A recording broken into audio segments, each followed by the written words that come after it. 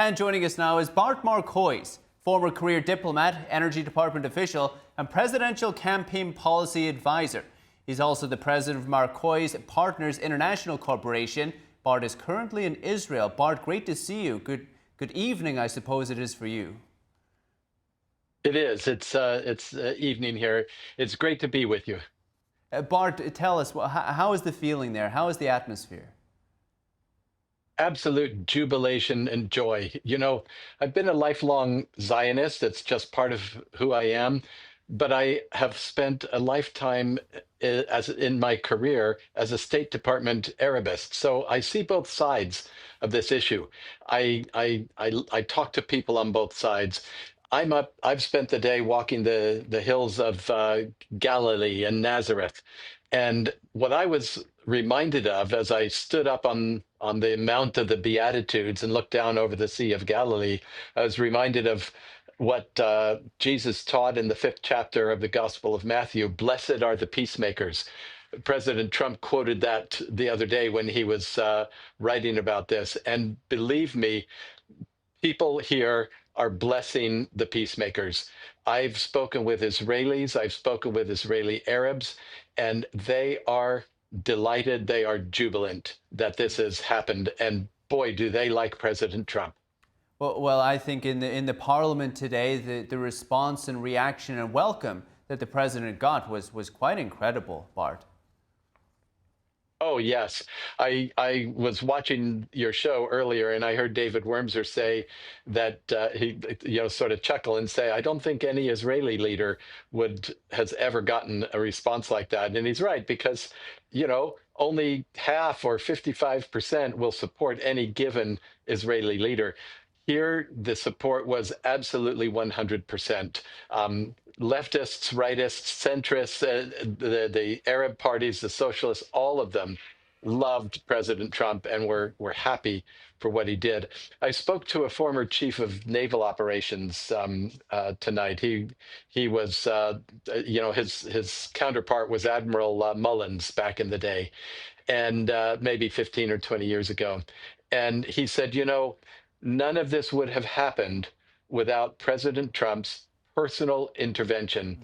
This took personal intervention. Another Israeli told me something very similar, said, the credit goes to President Trump, to Jared Kushner, and to Mr. Witkoff.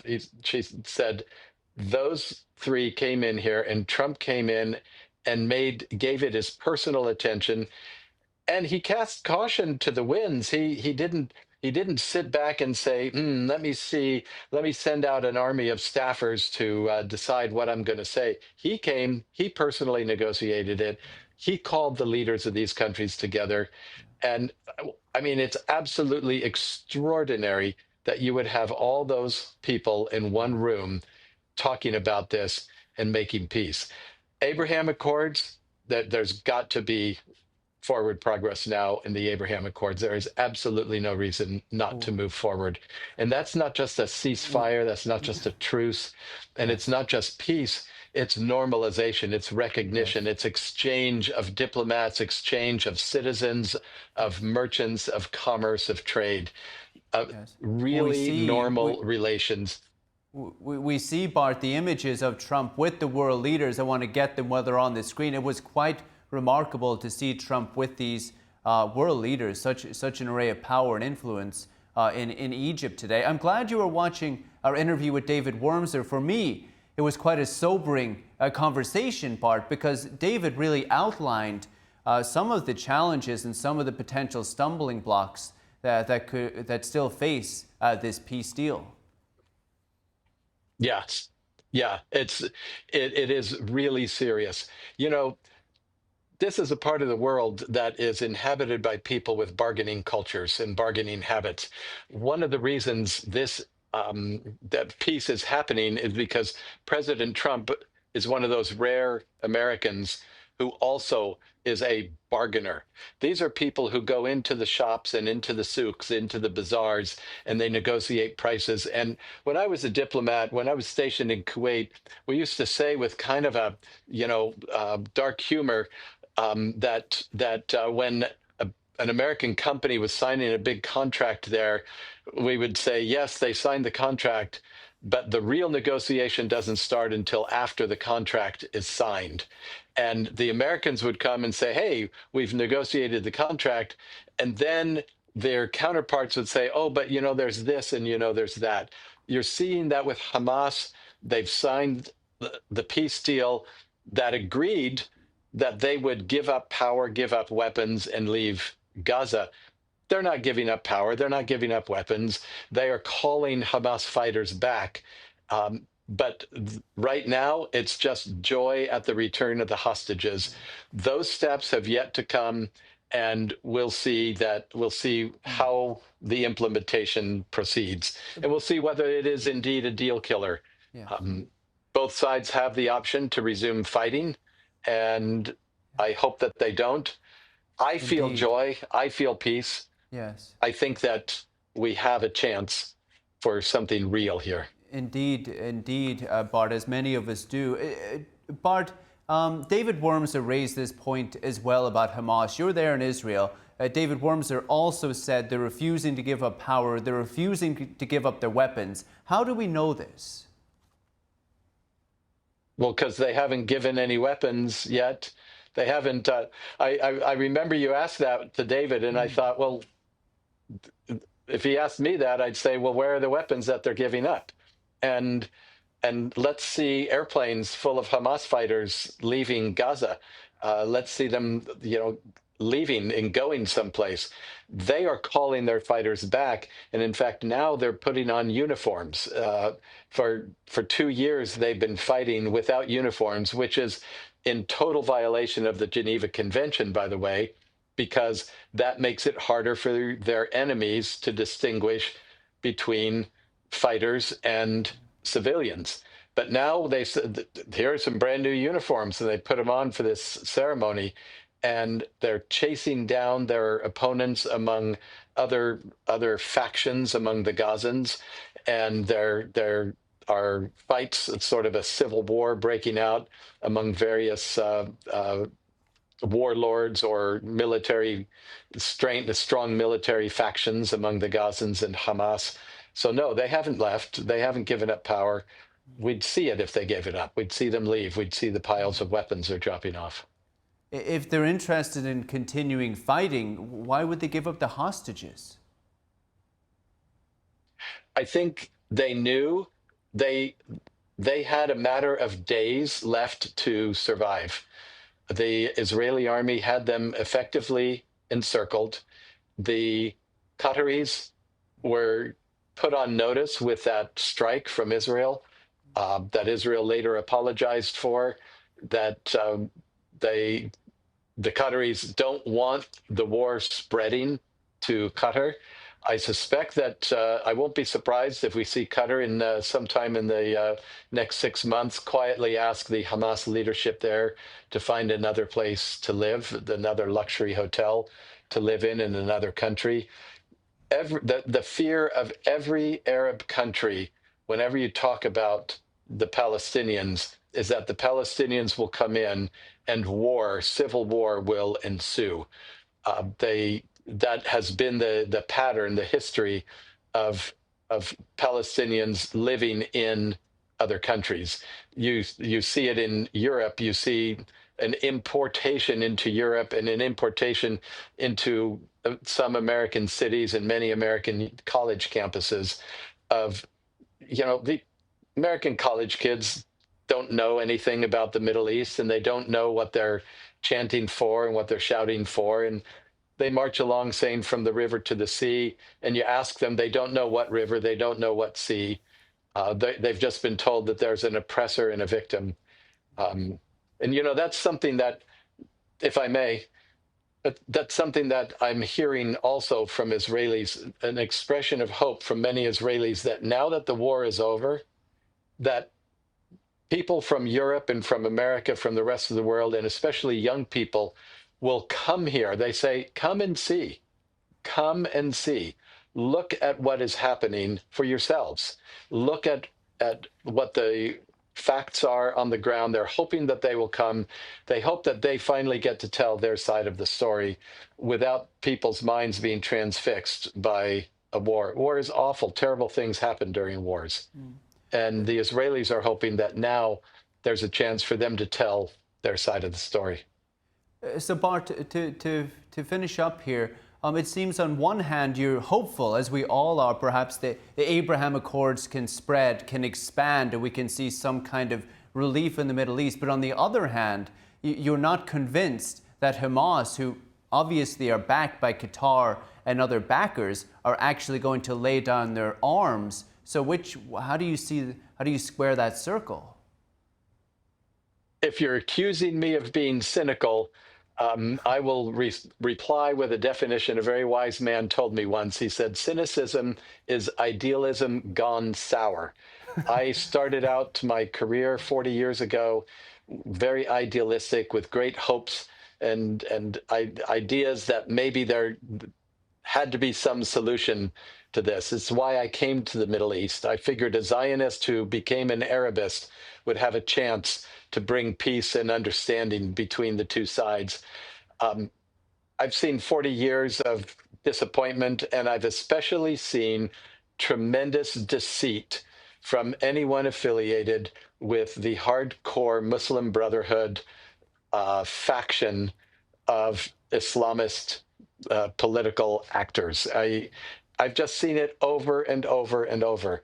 They will make any promise to stay alive and to stop losing yet another war, yet another battle, yet another engagement, and they'll run back and they will regroup, and before we know it, somebody will be kidnapped, and there will be new hostages, and there will be a new attack, and I hope I'm wrong, but that's the pattern that I've seen.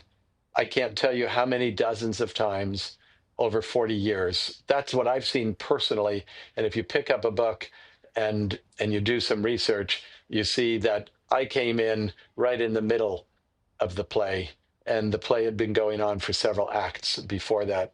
I just want to look at my notes that I made and see if there was something that oh yeah, there was another thing that I noticed, and that was that all the Gazans have been telling a story that they are starving, that their children are starving, that they are starving, that the Israelis have cut off food supplies. And you saw them all celebrating, and there was not one person that looked starving. They looked fit, they looked healthy, they looked, they looked like normal people leading normal lifestyles, maybe a little overweight.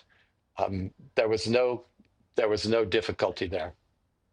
Well, I think just like the Israelis, who've had a torrid time over the past 2 years, Bart, many of the Palestinians too, it's been a war-torn place. So. Oh, yes. Oh, yeah, it's been horrible. So the human suffering has been horrible. Yes. Yeah, that the Israeli suffering was concentrated in the attacks of October 7th. The Palestinian suffering has gone on for 2 years. Indeed. Because Hamas used their population as human shields, and they melted away into the population, and it has been horrible. What I'm trying to point out, I'm not making light of the suffering of the Palestinian people. I'm trying to point out that when they claimed the extremity, that they were in imminent danger of death from starvation, that was a lie. It was not true. And you see evidence of it now, just like when they said, oh, we don't have uniforms. They had uniforms. They came out in them. Right.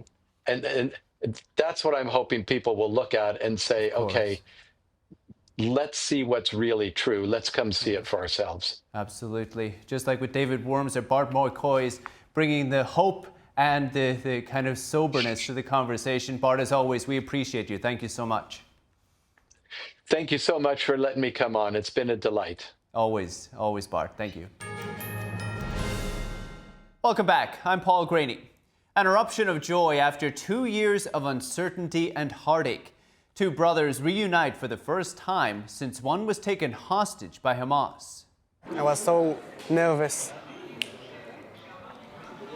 I was so nervous to meet him in the first time, and it was so exciting and moving. There is no words to describe how we feel. The best day of my life, really. The long wait was finally over when Rohan Ol and his brother Olin Ol, who was held captive by Hamas, cheers echoing from their small hometown in Israel at the news of Alan's release. Alan is a pianist who was hurt when attackers stormed the Nova Music Festival. After meeting with his family for the first time at a military camp, Alan and another released hostage were flown by helicopter to a medical center in central Israel. Ronan said his brother is fine and hopes that playing the piano together will help heal Alan's recovery. And we're now bringing in Dr. Jacob Oladort, Director of American Security at the America First Policy Institute. Jacob, good afternoon. Thank you for having me. Jacob, what's your main takeaway from Trump's whirlwind trip across the Middle East today? This is an absolute historic day, and there's a famous line by Israel's first prime minister, David Ben-Gurion, that to be a realist in the Middle East, you have to believe in miracles. Well, this is the biggest miracle anybody had hoped for. A nightmare of 2 grueling years has come to an end, and for all the living hostages to be returned to their families is something that I think is only an expression of joy. Now, of course, there are still the remains of those that are deceased, but the fact that President Trump was able to pull this off, that it happened, I think is a testament to his singular commitment and leadership to make peace possible. And I think this is probably the most historic event in the region in many, many years, perhaps even in a century. What allowed President Trump to make it happen? Well, I think, first of all, it was his own determination to see peace. He wanted an end to this war, and in particular, the hostage issue, the hostages released. He, of course, enabled a series of very important events that brought us to this point, including the complete military isolation of Hamas, especially after last summer's important strikes on Iran's nuclear facilities. And then, of course, the diplomatic isolation that he brought about of Hamas, as well as we saw over the last 2 weeks, with 8 or 9 Arab or Muslim majority nations coming together and voicing a consensus support voice to the president's effort for peace. All of that, I think, is something we've not seen before. And so I think that is what brought these events to bear today. It was quite incredible to see the president there in Egypt with world leaders seated behind him. Such an array of world leaders in power and influence I don't think I've ever seen. Absolutely. I think that's exactly right. And to bring them all together, I think that was very important. And I think obviously that's the next phase in this peace deal.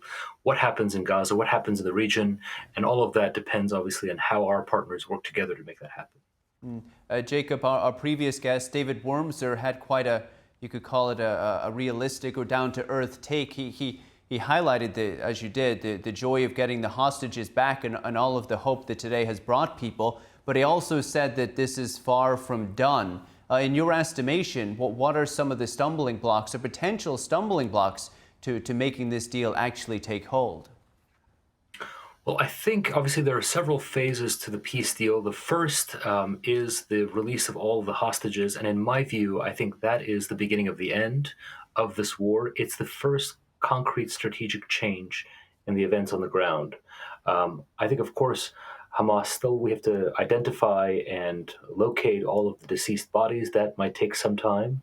But I think today's milestone, I think, represents an important inflection point in the region where everybody together can move beyond this war, beyond the situations on the ground, and build together. I mean, that really has been, if you step back, I mean, obviously, Gaza, there's a lot to work out in terms of the day after the transition period and even what happens to Hamas itself. I mean, we've seen a lot of defiance from the group and even announcements to recruit and so forth. So all that will have to be worked out.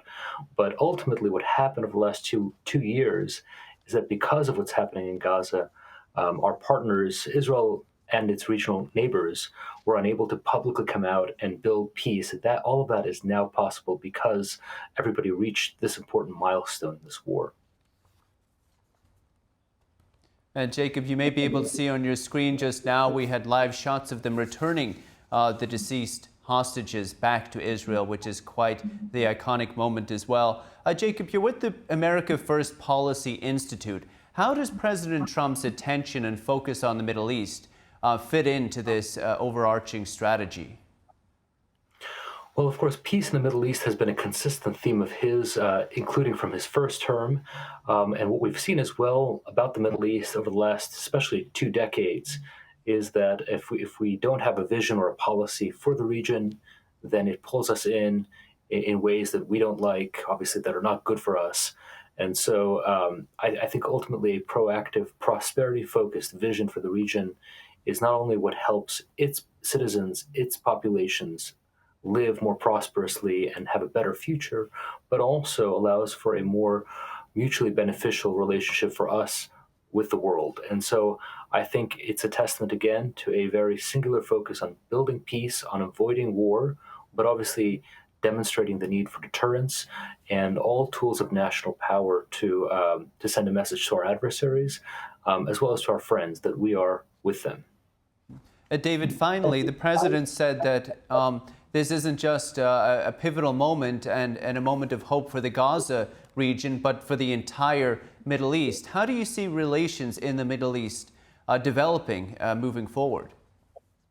Right. I mean, I mentioned earlier that this might be the most important event in the region in over a century. I mean, that's a very specific date. You know, you had the Sykes-Picot Agreement over a century ago, and it's a little bit of a history lesson, but that British and French approach to the region basically established the dynamics between the different countries, for better or for worse.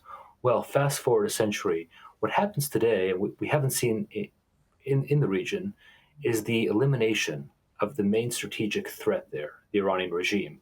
So today, for the very first time, our partners do not face threats from elements from within the region. And yes, Hamas exists. Yes, there are elements of the Houthis and so forth, but they're basically paper tigers these days. And so President Trump created this opportunity today for a vast realignment for how our partners work together to build prosperity between themselves, but also, I think, far beyond the region as well, whether that's Ukraine, whether that's in the Pacific, or even here at home. With President Trump, it's interesting, it was a two-pronged approach with Iran. Number one, he, of course, attacked their nuclear sites, devastated them in that sudden attack. But he also, as he put it today, extended an olive branch and said that Iran, through, I believe it came out and released a statement, it did not want to be in Egypt today, but it did say it supports the peace plan and peace in Gaza. Can you talk a little bit about the effectiveness of Trump's Iran strategy? Absolutely. And I think it's really a testament to his leadership that he always prefers and offers consistently the olive branch, the opportunity to negotiate, to have a diplomatic outcome. But as he said over the summer as well, there's always military options on the table should Iran, in this case, rush to try to acquire a nuclear weapon. That is a line that he has set, including on his campaign and then before. And I think that's a really important message that he sent to the Iranian regime today in the context of this important event with the release of all the hostages, that Iran, look, you have an opportunity to change your way, to take a diplomatic course, to do what's right for the Iranian people as well, and integrate them into this very important moment. What Iran chooses to do, obviously, is their right to determine, but that option, providing that opportunity, I think is something that is such an important marshaling of American power to convene different parties, to provide that forum. But of course, should threats escalate, we always retain the authority to take other courses and consider other options. Jacob, it's just incredible to watch, really. Jacob Alidort at the America First Policy Institute. Thank you, Jacob. Thank you so much. U.S.-China relations taking sharp turns in just days after Beijing's sudden rare earth restrictions last week. Now, over the weekend, President Trump softened his tone in a post on Truth Social, stating, "Don't worry about China," and that Chinese leader Xi Jinping just had a bad moment. Less than 48 hours earlier, Trump just vowed hefty new tariffs on China, pushing total rates to about 130% over what he called Beijing's trade hostility. Beijing then fired back on Sunday. NTD's Flora Hua has more. President Trump posted the latest update on Truth Social after Beijing pushed back on his tariff hike threats. The Chinese Ministry of Commerce responded earlier on Sunday. It did not threaten any specific tariffs on U.S. goods in retaliation, but said China is not afraid of a trade war with the U.S. It also said China's new export controls don't constitute export bans, adding that applications meeting China's standards will be approved. Beijing also warned that applications for military-related purposes will be denied. Beijing's new restrictions target a wide range of rare earth products that are critical for both high-end tech manufacturing and military applications. China dominates the global refinement of rare earth. Following China's statement, the U.S. Trade Representative Greer said the U.S. won't allow China to continue its power grab of rare earth minerals. Here's the ambassador responding to China's reaction at Fox News' The Sunday Briefing. Well, their announcement today, they didn't announce anything specific. Again, I think that they've realized they've overstepped. And remember, we've had a deal in place with China since May where we said we'll keep our broad tariffs in check if you keep sending us rare earth magnets. We've kept our broad tariffs in check, and they've decided to expand their controls on rare earths. So clearly there's a violation of our agreement there, so it makes sense that the president would take an enforcement action or propose an enforcement action. Greer also said the U.S. wasn't notified ahead of Beijing's move. Instead, they found out about it from public sources and then reached out to their Chinese counterparts. The top trade negotiator did not rule out the possibility of a Trump-Xi meeting at the end of the month. On Friday, President Trump hinted he would cancel that meeting as he condemned China for, quote, great trade hostility.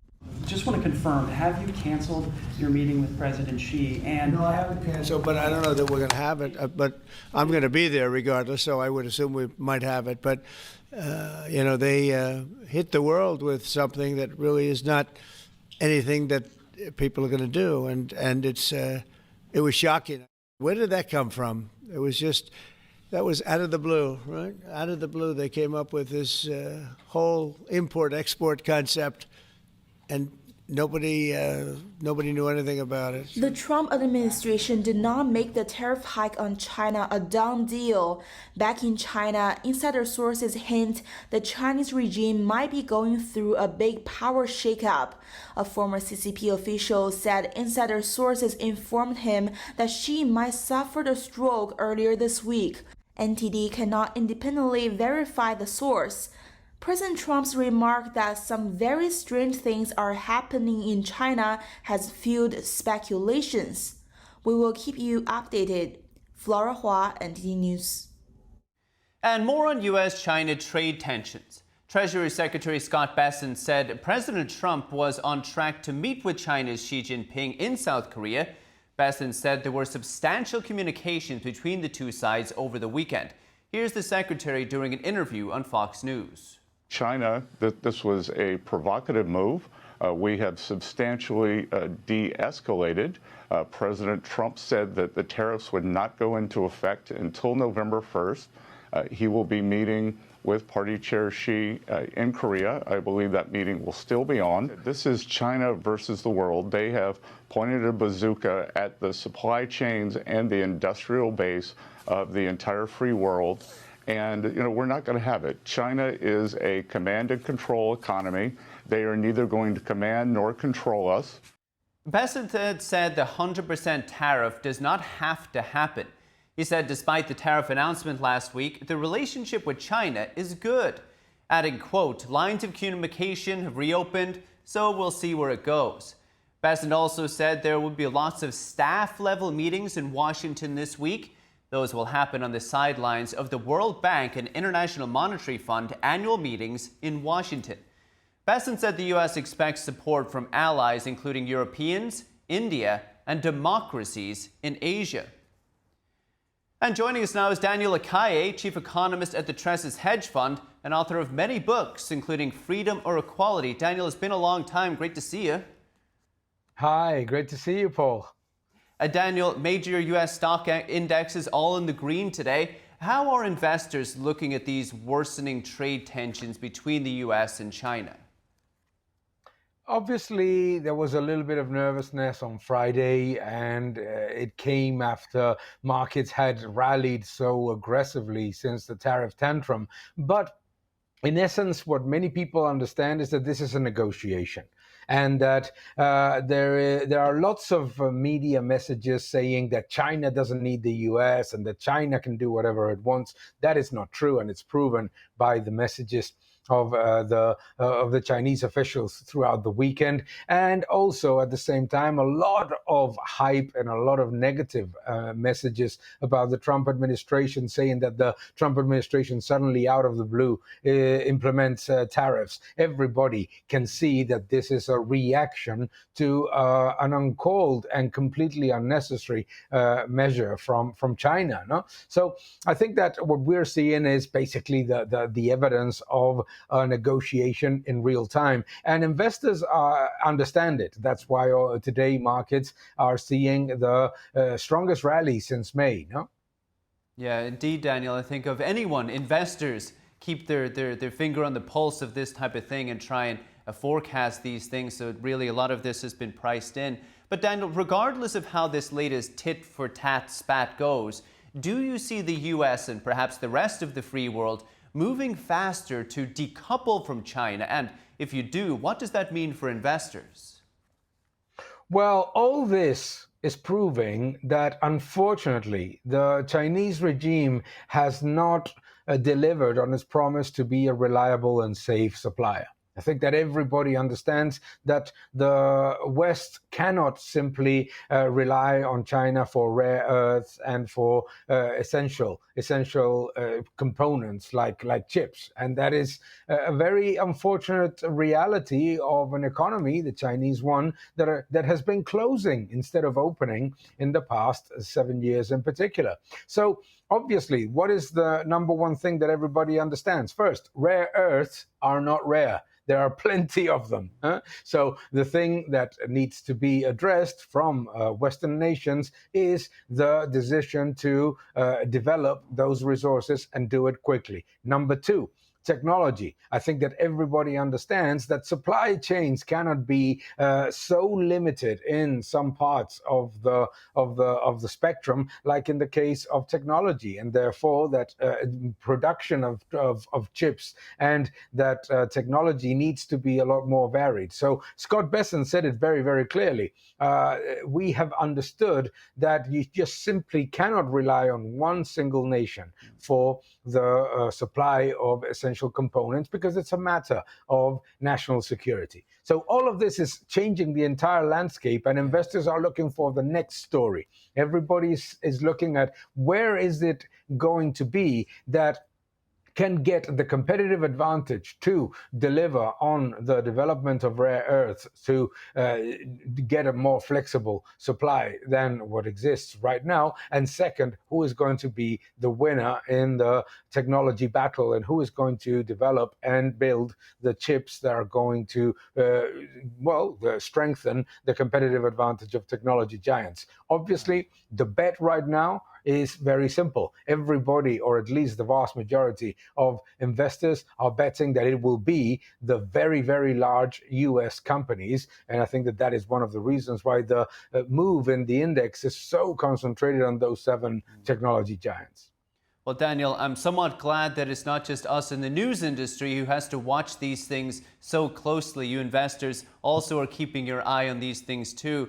Daniel, but after China ordered that significant restriction, you say they're not rare, but they are controlling a lot of the production of these rare earths.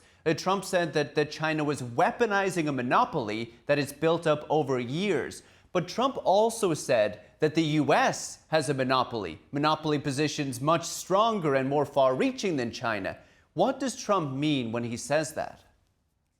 Well, what he is saying is that China has shown to the world, and the world has finally understood, that China's Achilles heel is the enormity of the working capital challenge that exporters in China face if they don't sell to the United States.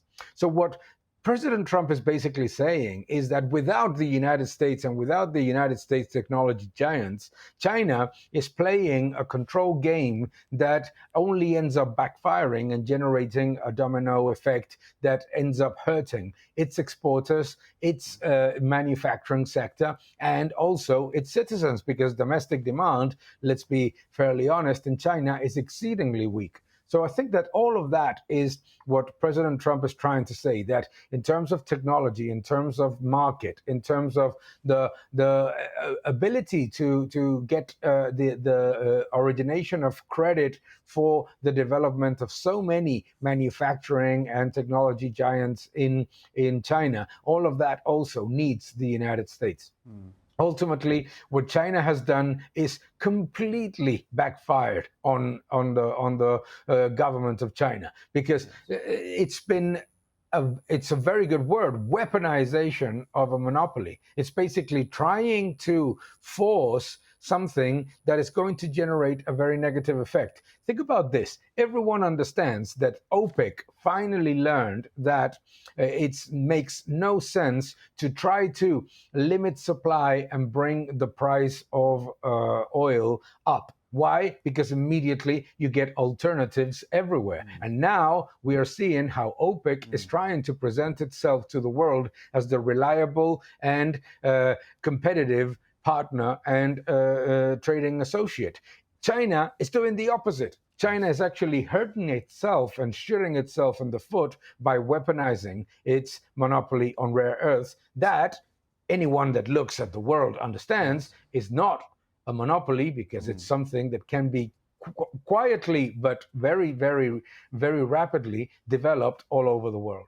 So, Daniel, you're saying that China has this strong position in rare earths, and instead of using it to its advantage over the next few years or decades, what it's done now is shown its face to the world and said, well, we could weaponize this at any point. So now the United States or other countries are more likely to start developing these rare earths themselves and wearing away at China's competitive advantage, if I'm not mistaken. Daniel, I've got a few more minutes. I want to ask you about something interesting.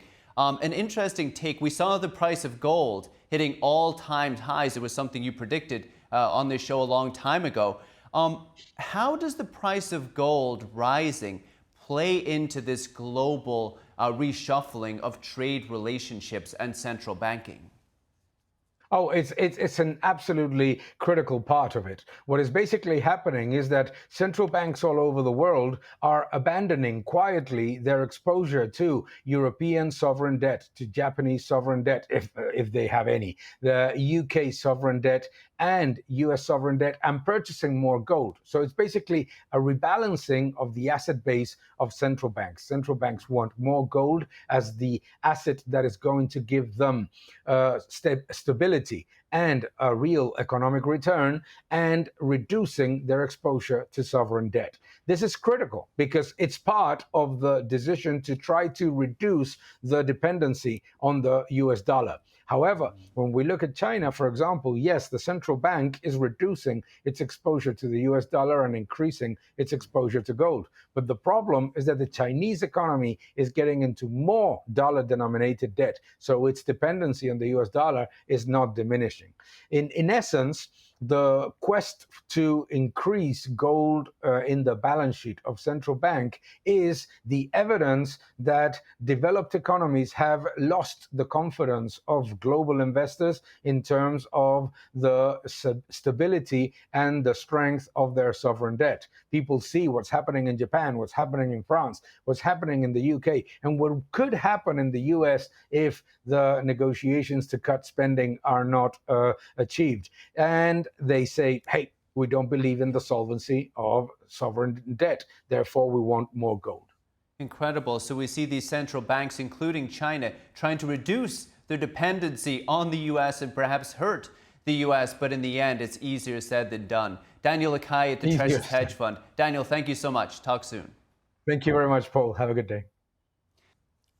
And Ukrainian President Volodymyr Zelenskyy will travel to the U.S. this week to meet with President Donald Trump. The meeting between the two leaders follows Trump's threat to Russia that he'd supply Kyiv with Tomahawk missiles. Russia has ramped up attacks in recent weeks, targeting electricity and gas infrastructure ahead of winter. The Tomahawks would allow Ukraine to strike deeper into Russian territory more than 3 years into the war. Russian President Vladimir Putin has warned the U.S. against supplying long-range missiles to Ukraine. Zelenskyy will join a Ukrainian delegation already in the U.S. for preliminary talks. The Ukrainian president added that he would also meet with defense and energy companies and members of Congress. Zelenskyy said his meeting with Trump could take place as early as Friday.